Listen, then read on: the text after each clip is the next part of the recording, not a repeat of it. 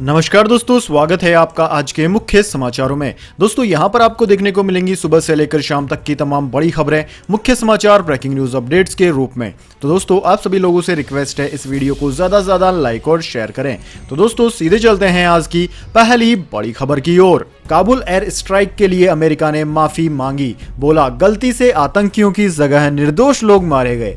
जी हां दोस्तों, आखिरकार अमेरिका ने स्वीकार कर लिया है कि काबुल हमले का बदला लेने की जल्दबाजी में उससे निर्दोष लोगों को मारने की गलती हुई है। अमेरिकी सेंट्रल कमांड के कमांडर जनरल कैथन मैकेजी ने ड्रोन हमले के लिए माफी मांगते हुए कहा कि हम पीड़ित परिवार के प्रति अपनी गहरी संवेदना व्यक्त करते हैं। हम क्षमा चाहते हैं और हम इस भयानक गलती से सीखने का प्रयास करेंगे। वियोन में छपी खबर के मुताबिक अमेरिकी रक्षा विभाग पेंटागन ने शुक्रवार को जनरल कैथन मैकेजी ने कहा कि इस एयर स्ट्राइक में निर्दोष लोगों की मौत हुई थी। हम इस गलती को स्वीकार करते हैं और पीड़ित परिवारों से माफी मांगते हैं। उन्होंने आगे कहा कि हमला इस विश्वास के साथ किया गया था कि आतंकवादियों को नुकसान पहुंचाकर रेस्क्यू मिशन जल्द से जल्द पूरा किया जा सके, लेकिन यह एक गलती थी और मैं माफी मांगता हूं। जनरल मैकेजी ने कहा कि हमारी जांच में यह बात सही पाई गई कि हमले में निर्दोष लोगों की मौत हुई थी और मैं इसके लिए माफी मांगता हूं। उन्होंने कहा कि भविष्य में ऐसी स्ट्राइक करने से पहले और ज्यादा सटीकता बरती जाएगी। जनरल के इस बयान के बाद राष्ट्रपति जो बाइडेन की मुश्किलें बढ़ सकती है, क्योंकि वो पहले से ही अफगानिस्तान में हालात को खराब तरह से संभालने के लिए आलोचना झेल रहे हैं। दरअसल दोस्तों पूरा मामला अफगानिस्तान की राजधानी काबुल से जुड़ा है। दोस्तों राजधानी काबुल में हवाई अड्डे पर आत्मघाती हमला हुआ था, जिसमें अमेरिकी सैनिक सहित कई लोगों की मौत हुई थी। अमेरिका ने इस हमले का बदला लेने की बात करते हुए 29 अगस्त को एक ड्रोन हमला किया था। यूएस ने दावा किया था कि उसने इस्लामिक स्टेट के आतंकवादियों को मार गिराया है। हालांकि इस स्ट्राइक में 7 बच्चों सहित 10 निर्दोष लोगों के मारे जाने के आरोप लगे थे। अब अमेरिका ने अपनी गलती स्वीकार कर ली है। इसके बाद दोस्तों अगली बड़ी खबर। इस्तीफे के बाद अमरिंदर सिंह का बड़ा बयान। कैप्टन बोले सिद्धू देश की सुरक्षा के लिए है खतरा। पाकिस्तान के प्रधानमंत्री इमरान खान और सेना प्रमुख बाजवा से है उनकी दोस्ती। जी हां दोस्तों, पंजाब के मुख्यमंत्री पद से इस्तीफा देने के बाद कैप्टन अमरिंदर सिंह ने पार्टी के प्रधान नवजोत सिंह सिद्धू पर बड़ा आरोप लगाया है। कैप्टन ने कहा है कि सिद्धू की पाकिस्तान के प्रधानमंत्री इमरान खान और आर्मी चीफ जनरल बाजवा से दोस्ती है। अगर कांग्रेस पार्टी उन्हें पंजाब के मुख्यमंत्री का चेहरा बनाती है तो मैं इसका विरोध करूंगा, क्योंकि ये राष्ट्रीय सुरक्षा का मुद्दा है। कैप्टन ने कहा कि मैं जानता हूं कि पाकिस्तान के साथ नवजोत सिंह सिद्धू का कैसा संबंध है। पाकिस्तान का प्रधानमंत्री इनका दोस्त है, जनरल बाजवा के साथ इनकी दोस्ती है। सिद्धू तो बाजवा का साथ है, इमरान खान के साथ है। रोज हमारे कश्मीर में जवान मारे जा रहे हैं। आपको लगता है मैं सिद्धू के नाम को स्वीकार करूंगा? वो मेरा मंत्री था और उसे निकालना पड़ा। 7 महीने तक अपनी फाइलें क्लियर नहीं की। क्या इस तरह का व्यक्ति जो एक विभाग नहीं संभाल सकता वो एक राज्य संभाल सकता है? सिद्धू कुछ नहीं संभाल सकता। मैं उसे अच्छी तरह जानता हूं। वो पंजाब के लिए भयानक होने वाला है। वहीं उन्होंने हाईकमान पर बरसते हुए कहा कि बार बार विधायकों की बैठक बुलाकर साफ हुआ कि कांग्रेस हाईकमान को मुझ पर भरोसा नहीं है। मेरा अपमान हुआ है। इस्तीफा देने के बारे में मैंने सुबह ही फैसला कर लिया था। मैंने सोनिया गांधी से बात की और अपना इस्तीफा दे दिया। मैं दिल्ली कम जाता हूं और दूसरे बहुत जाते हैं, इसलिए वो वहां जाकर क्या कहते हैं मुझे नहीं पता। इसके बाद दोस्तों अगली बड़ी खबर। सर्दियों में दिल्ली वासियों का घुटेगा दम। राजधानी की 11 जगहों पर बड़ा प्रदूषण। जी हां दोस्तों, हर साल देश की राजधानी दिल्ली में सर्दियों के आते ही हवा में प्रदूषण का स्तर बढ़ जाता है। दिल्ली के अंदर साल 2020-21 में पिछले 2 सालों की सर्दियों के मुकाबले हवा में प्रदूषण में बढ़ोतरी देखने को मिली थी। पिछली 2 सर्दियों के सीजन के आंकड़े से पता चला है कि दिल्ली के 13 हॉट स्पॉट में से 11 में पिछली सर्दियों की तुलना में 2020-21 में प्रदूषण में वृद्धि दिखाई दी है। दरअसल साल 2018 में दिल्ली प्रदूषण नियंत्रण और केंद्रीय प्रदूषण नियंत्रण बोर्ड ने दिल्ली के 13 सबसे प्रदूषित क्षेत्रों की पहचान की थी। इन जगहों पर PM 2.5 का स्तर शहर के एवरेज से भी ज्यादा रहा था। इस सर्वे में स्थान विशेष को लेकर एक्शन लेने की बात कही गई थी। इसके अलावा 2019 में हर एक स्पोर्ट के लिए स्थानीय स्तर पर एक्शन प्लान का भी जिक्र किया गया था। वैसे दोस्तों जिन 13 हॉट स्पॉट की पहचान की गई है उनमें रोहिणी, द्वारका, ओखला फेज सेकेंड, पंजाबी बाग, आनंद विहार, विवेक विहार, वजीरपुर, जहांगीरपुर, आरके पुरम, बवाना, मुंडका, नरेला और मायापुरी शामिल हैं। इसके बाद दोस्तों अगली बड़ी खबर, न्यूजीलैंड ने क्रिकेट दौरा किया रद्द तो पाकिस्तानी गृह मंत्री ने बताया इसे साजिश। जी हां दोस्तों, पाकिस्तान के गृह मंत्री शेख राशिद अहमद ने दावा किया है कि न्यूजीलैंड के पाकिस्तान दौरे को रद्द करने के पीछे एक साजिश है। न्यूजीलैंड की टीम 2003 के बाद पहली बार पाकिस्तान की जमीन पर मैच खेलने के लिए आने वाली थी, लेकिन सरकारी सुरक्षा अलर्ट के बाद न्यूजीलैंड ने दौरे को रद्द कर दिया। 17 सितंबर को मीडिया से बात करते हुए शेख राशिद ने साजिश के लिए जिम्मेदार देश का नाम लेने से इनकार करते हुए कहा कि यह क्षेत्र में शांति के लिए हमारी कोशिशों को नुकसान पहुंचाने की कोशिश है। उन्होंने आगे कहा कि न्यूजीलैंड के सुरक्षा अधिकारियों ने पाकिस्तान के सुरक्षा अधिकारियों से बातचीत की और उन्हें खतरे को लेकर बताया, लेकिन जब पाकिस्तानी अधिकारियों ने खतरे के बारे में ब्यौरा मांगा तो उनके पास कोई जवाब नहीं था। मंत्री ने कहा कि न्यूजीलैंड ने एक तरफा फैसला करते हुए पाकिस्तान का दौरा रद्द कर दिया है। न्यूजीलैंड द्वारा दौरे को रद्द किए जाने के पीछे भारतीय साजिश को लेकर पूछे गए सवाल का जवाब देते हुए उन्होंने कहा कि नाम लेना मुझे ठीक नहीं लगता। हम जिम्मेदार देश हैं। हम पाकिस्तान में क्रिकेट की बहाली चाहते हैं। हम क्रिकेट के बहुत बड़े शौकीन हैं। हम वर्ल्ड कप जीत चुके हैं। यह पाकिस्तान की छवि को खराब करने की कोशिश है। इसके बाद दोस्तों अगली बड़ी खबर, कोरोना ने कुल्लू मनाली में टूरिज्म की तोड़ी कमर। इस साल मात्र 200 विदेशी टूरिस्ट आए। जी हां दोस्तों, हिमाचल प्रदेश में कोरोना काल में सबसे ज्यादा नुकसान पर्यटन कारोबारियों को झेलना पड़ा। पिछले 2 सालों में पर्यटन इंडस्ट्री के साथ प्रदेश सरकार के राजस्व को करोड़ों रुपए का नुकसान झेलना पड़ा है। कोरोना में कुल्लू मनाली के पर्यटन कारोबार से जुड़े हजारों लोगों को करोड़ों रुपए का नुकसान हुआ। कुल्लू मनाली में जहां कोरोना काल से पहले हर साल 35 लाख से अधिक पर्यटक पहुंचते थे, वहीं कोरोना महामारी के चलते इस वर्ष अब तक मात्र 10 लाख पर्यटक ही पहुंचे हैं। विदेशी पर्यटकों की संख्या मात्र 200 ही है। ऐसे में पर्यटन इंडस्ट्रीज के साथ पर्यटन विभाग प्रदेश सरकार को भी इसका खामियाजा भुगतना पड़ा। जिला पर्यटन अधिकारी कुल्लू राजेश्वर भंडारी ने बताया कि कोरोना काल में सबसे ज्यादा नुकसान पर्यटन इंडस्ट्री को हुआ है। उन्होंने कहा कि कुल्लू मनाली में ऑक्यूपेसी 15% रह गई है। उन्होंने कहा कि इस वर्ष जिले में 10 लाख पर्यटक आए। इसमें जनवरी में 1,96,274, फरवरी में 1,62,629, मार्च में 1,52,401, इसी तरह से जून में 1,64,000, जुलाई में 2,13,000, यानी कि कुल मिलाकर हर महीने 1 से 1.5 लाख पर्यटक ही वहां पर पहुंचे। इसके बाद दोस्तों अगली बड़ी खबर, रवि शास्त्री अब मात्र 2 महीने ही कोच रहेंगे भारतीय टीम के। T20 वर्ल्ड कप के बाद कुंबले या लक्ष्मण को मिल सकती है जिम्मेदारी। इस बार नहीं चलेगी विराट की मर्जी। जी हां दोस्तों, T20 वर्ल्ड कप के बाद रवि शास्त्री की जगह अनिल कुंबले या VVS लक्ष्मण को टीम इंडिया का कोच बनाया जा सकता है। रवि शास्त्री का कार्यकाल T20 वर्ल्ड कप के बाद खत्म हो रहा है। उन्होंने आगे इस पद पर बने रहने से इनकार कर दिया है। कुंबले पहले भी भारतीय टीम के कोच रहे हैं। माना जा रहा है कि विराट कोहली के साथ मतभेद के कारण उन्हें पद छोड़ना पड़ा था। अगर वे या लक्ष्मण कोच बनते हैं तो इसका मतलब होगा कि BCCI इस बार सिर्फ कोहली की मर्जी पर नहीं चलने वाला है। न्यूज एजेंसी ने BCCI के हवाले से खबर दी है कि टीम इंडिया के नए कोच के लिए VVS लक्ष्मण और अनिल कुंबले से संपर्क साधा जा रहा है। वहीं मीडिया रिपोर्ट्स में यह भी दावा किया जा रहा है कि इन दोनों से पहले मुंबई इंडियंस के कोच महिला जयवर्धने से भी टीम इंडिया के कोच बनने के लिए संपर्क किया गया था। इसके बाद दोस्तों अगली बड़ी खबर, सोनू सूद पर इनकम टैक्स का शिकंजा, 28 ठिकानों पर रेड, 1.8 करोड़ रुपए हुए बरामद। जी हां दोस्तों, मशहूर बॉलीवुड अभिनेता सोनू सूद पर इनकम टैक्स ने अपना शिकंजा कसा है। एक्टर के ठिकानों पर इनकम टैक्स के अधिकारी सर्च ऑपरेशन कर रहे हैं। इनकम टैक्स के अधिकारी सोनू सूद के अकाउंट बुक से लेकर कमाई और खर्चे जैसे तमाम आर्थिक दस्तावेज की जांच कर रहे हैं। जानकारी के अनुसार इनकम टैक्स की टीम सोनू सूद के मुंबई और दूसरी जगहों पर बने ठिकानों पर बड़े स्तर पर सर्च ऑपरेशन कर रही है। सूत्रों से मिली जानकारी के मुताबिक जांच में 20 करोड़ रुपए से ज्यादा की टैक्स चोरी के सुराग मिले हैं। दोस्तों आपकी जानकारी के लिए बता दें, सोनू सूद मूल रूप से लखनऊ के रहने वाले हैं। इनकम टैक्स की टीमें उनके 28 ठिकानों पर जांच कर रही है, जिसमें मुंबई, लखनऊ, कानपुर, जयपुर, दिल्ली और गुरुग्राम शामिल है। दोस्तों सर्च ऑपरेशन के दौरान 1.8 करोड़ रुपए केस बरामद हुआ है। इसके अलावा अभी 11 लॉकर्स भी जांच के दायरे में हैं। दोस्तों आपकी जानकारी के लिए बता दें, बड़ी टैक्स चोरी और वित्तीय अनियमितताओं के चलते यह सर्च ऑपरेशन किया जा रहा है।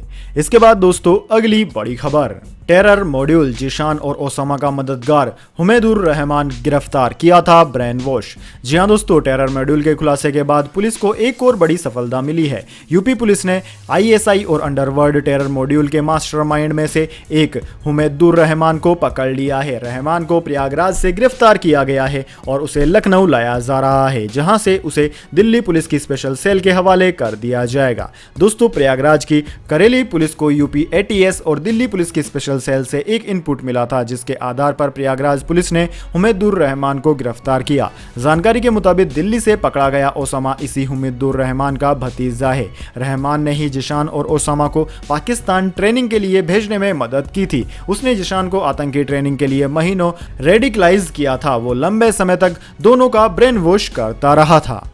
इसके बाद दोस्तों, अगली बड़ी खबर, बाल विवाह का होगा रजिस्ट्रेशन, विधानसभा में विधेयक पास, विपक्ष ने बताया काला कानून। जी हां दोस्तों, राजस्थान विधानसभा में विपक्ष के हंगामे के बीच राजस्थान विवाह का अनिवार्य रजिस्ट्रेशन विधेयक 2021 पारित हो गया। इस बिल के उस प्रावधान पर बीजेपी ने विरोध किया है। इसके तहत अब राजस्थान में विवाह करने वाले यानी कि माइनर हो तो भी उनके विवाह का रजिस्ट्रेशन हो सकता है। यानी प्रदेश में अब बाल विवाह रजिस्ट्रेशन होगा और माता पिता को 30 दिन पहले इसकी सूचना सार्वजनिक करनी होगी। भारी हंगामे के बीच बिल पर हुई चर्चा का जवाब सूबे के संसदीय कार्य मंत्री शांति धारीवाल ने दिया। उन्होंने कहा कि यह विधेयक लाने की वजह बहुत अहम है। मैरिज रजिस्ट्रेशन का पंजीकरण कानून 2009 के बाद जिला अधिकारी ही शादियों का पंजीकरण कर सकता है, लेकिन अब अतिरिक्त जिला अधिकारी और ब्लॉक अधिकारी को भी इसमें जोड़ा गया है। वहीं दोस्तों, जब विधेयक को विधानसभा में पारित किया जा रहा था तब बीजेपी ने मत विभाजन की मांग की। सभापति राजेंद्र पारिक के इनकार पर बीजेपी विधायकों ने वेल में आकर नारेबाजी करते हुए वॉकआउट कर दिया। वहीं बिल पर चर्चा के दौरान बीजेपी एमएलए अशोक लाहोटी ने कहा कि बिल का पास होना विधानसभा के लिए काला दिन है। क्या विधानसभा हमें सर्वसहमति से बाल विवाह की अनुमति देती है? इसके बाद दोस्तों, अब जान लेते हैं पूरी दुनिया और भारत में क्या है कोरोना महामारी की ताजा स्थिति। सबसे पहले दोस्तों बात कर लेते हैं पूरी दुनिया की। तो दोस्तों, पूरी दुनिया में इस महामारी से संक्रमितों का आंकड़ा 21,94,56,000 को पार कर गया है, जबकि दोस्तों इस महामारी से मरने वालों की संख्या 45,47,000 के पार है। दोस्तों, इस महामारी से सर्वाधिक प्रभावित देशों की बात की जाए तो उनमें America, India, Brazil, United kingdom, Russia, France, Turkey, Iran, Germany, Mexico, Poland, south Africa, Ukraine, Philippines, Peru आदि देशों का नाम आता है। वहीं दोस्तों, इसके बाद में बात कर लेते हैं क्या है भारत के हालात, लेकिन उससे पहले मेरी आपसे एक छोटी सी रिक्वेस्ट है। अगर दोस्तों आपको अभी तक हमारी न्यूज़ पसंद आई है तो इसे एक छोटा सा लाइक जरूर दे दें, और अगर आपको पसंद नहीं आई है तो बेशक आप डिसलाइक भी कर सकते हैं, लेकिन दोस्तों लाइक और डिसलाइक जरूर कीजिए, क्योंकि दोस्तों यही हमारी मेहनत का फल होता है और इसी से हमें पता चलता है कि आपको हमारी वीडियो पसंद आई है या नहीं। तो दोस्तों जल्दी से जान लेते हैं क्या है भारत के हालात। दोस्तों, भारत में इस वक्त तक इस महामारी के संक्रमितों का आंकड़ा 3,33,81,000 को पार कर गया है। वहीं दोस्तों इस महामारी से मरने वालों की संख्या 4,44,000 के पार है। दोस्तों, इस महामारी से सर्वाधिक प्रभावित राज्यों की बात की जाए तो उनमें महाराष्ट्र, केरला, कर्नाटक, तमिलनाडु, आंध्र प्रदेश, उत्तर प्रदेश, वेस्ट बंगाल, दिल्ली आदि राज्यों का नाम आता है। वहीं दोस्तों इस महामारी से सर्वाधिक प्रभावित राज्य की बात करें तो वह केरला है। केरला में हर रोज 20 से लेकर 25,000 के बीच में नए मरीज सामने आ रहे हैं। इसके बाद दोस्तों अगली बड़ी खबर, योगी सरकार का बड़ा फैसला, यूपी में अब डॉक्टरों के रिटायरमेंट की उम्र होगी 70 वर्ष। जी हां दोस्तों, उत्तर प्रदेश में विधानसभा चुनाव 2022 के ठीक पहले प्रदेश की योगी आदित्यनाथ सरकार ने घोषणाओं की बौछार लगा दी है। इसी क्रम में योगी सरकार ने बड़ा कदम उठाया है। अब यूपी में रिटायरमेंट की उम्र बढ़ने जा रही है। योगी सरकार वर्तमान में कोरोना और अन्य बीमारियों को देखते हुए स्वास्थ्य विभाग में एक बड़ा फैसला कर सकती है। इसके तहत डॉक्टरों की रिटायरमेंट अब उम्र 65 से बढ़ाकर 70 वर्ष की जाएगी। दोस्तों, यूपी की डॉक्टर्स के लिए यह अच्छी खबर है।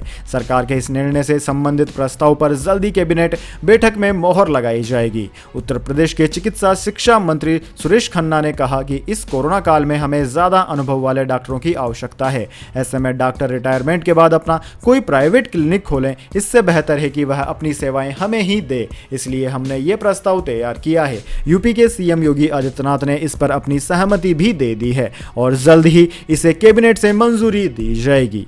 इसके बाद दोस्तों अगली बड़ी खबर, गोल्ड सिल्वर प्राइस टुडे, सोना चांदी हुआ सस्ता, क्या है ताजा दाम जान लीजिए। दोस्तों सोने और चांदी की कीमतों में कमजोरी बरकरार है। एचडीएफसी सिक्योरिटीज के मुताबिक राष्ट्रीय राजधानी दिल्ली के सराफा बाजार में सोना 1130 रुपए टूटकर 45,207 रुपए प्रति 10 ग्राम रह गया। वहीं चांदी की बात की जाए तो चांदी भी 708 रुपए गिरकर 60,183 रुपए प्रति किलोग्राम पर बंद हुई। उधर दोस्तों अंतर्राष्ट्रीय बाजार की बात की जाए तो अंतर्राष्ट्रीय बाजार में सोने में बढ़त देखी गई और सोना $1762 प्रति औंस पर पहुंच गया, जबकि चांदी $22.95 प्रति औंस पर अपरिवर्तित रही।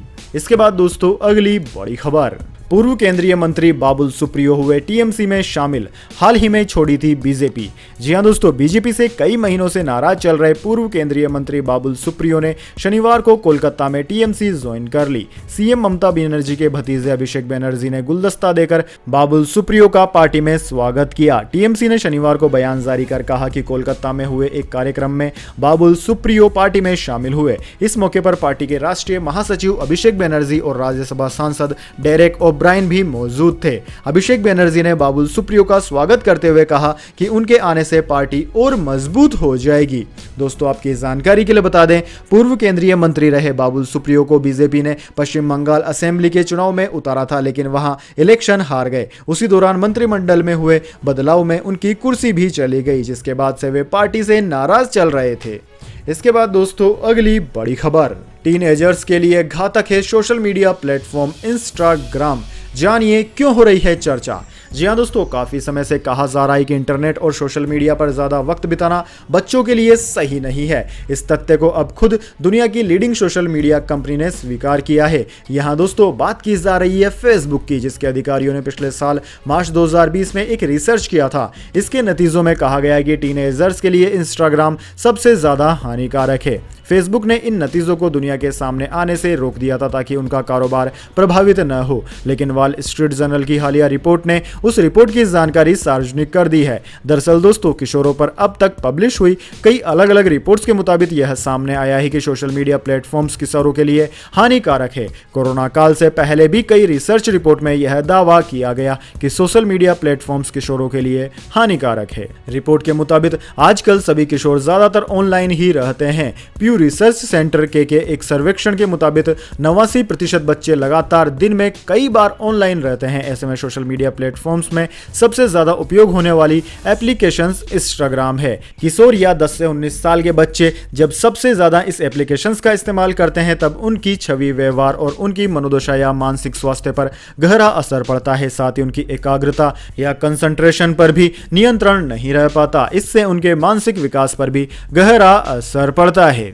इसके बाद दोस्तों अगली बड़ी खबर, भूतिया शहर बन गया अफगानिस्तान का पंजशीर, केवल बुजुर्ग और जानवर ही बचे हैं यहाँ। जी हाँ दोस्तों, तालिबान को जिस पंजशीर पर कब्जा करने में पसीने छूट गए थे, अब वहाँ मातमी सन्नाटा पसरा हुआ है। ऐसा लग रहा है जैसे पंजशीर प्रांत भूतहा शहर बन गया है। यहाँ के अधिकांश लोग अन्य शहरों की ओर पलायन कर गए हैं। प्रांत के ज्यादातर गाँवों में अब बूढ़े और जानवर ही बचे हैं। तालिबान नहीं चाहता कि लोग यहाँ से कहीं और जाएं, लेकिन डर के चलते वे अपना घर छोड़ गए हैं। स्थानीय लोगों ने बताया कि अब वो स्वतंत्र महसूस नहीं कर रहे हैं क्योंकि तालिबानी लड़ाके यहां घुस आए हैं। एक बंद दुकान के बाहर बैठे अब्दुल गफ्फूर ने बताया कि पहले खेज जिले से उनके गांव में 100 परिवार रहते थे, लेकिन अब बमुश्किल 3 परिवार ही बचे हैं। बाकी सब इलाका छोड़कर जा चुके हैं। उन्होंने बताया कि घाटी में मानवीय सहायता बंद कर दी गई थी, जिससे निवासियों के पास भागने के अलावा कोई विकल्प नहीं बचा था। इसके बाद दोस्तों अगली बड़ी खबर, गूगल करती है दादागिरी, सीसीआई की जांच में पाई गई दोषी।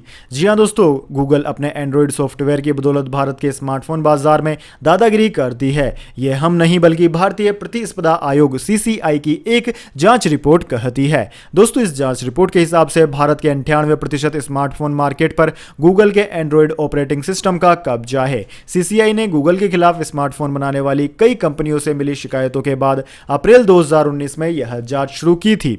लगभग 2 साल चली जांच के बाद तैयार 750 पेज की एक रिपोर्ट में गूगल गूगल को न सिर्फ अपनी हैसियत का गलत फायदा उठाने का दोषी पाया गया, बल्कि यह भी देखा गया कि मोबाइल ऑपरेटिंग सिस्टम और इससे जुड़े बाजार में वो गैर प्रतिस्पर्धी, अनुचित और प्रतिबंधित व्यापार गतिविधियों को अपनाती है। इस जांच में सीसीआई ने Apple, Microsoft, Amazon, Paytm, PhonePe, Mozilla, Samsung, Xiaomi, Vivo, Oppo और कार्बन जैसी कंपनियों से भी सवाल किए। दोस्तों, अब इस रिपोर्ट के आधार पर अगर सीसीआई गूगल को इन सब के लिए जिम्मेदार पाता है तो उस पर भारी जुर्माना लगाया जा सकता है। वहीं उसे इस तरह की गतिविधियों को रोकने का आदेश भी दिया जा सकता है। सीसीआई बाजार में प्रतिस्पर्धा को बनाए रखने और एकाधिकार को रोकने के लिए काम करने वाली नियामक संस्था है। तो दोस्तों, यह थी आज की तमाम बड़ी खबरें। इसके बाद दोस्तों बारी आती है आज के माइंड क्यूज क्वेश्चन की। जी हाँ दोस्तों, एक आसान से सवाल का जवाब देकर आप जीत सकते हैं एक अमेजिंग सरप्राइज गिफ्ट हमारे यूट्यूब चैनल की ओर से।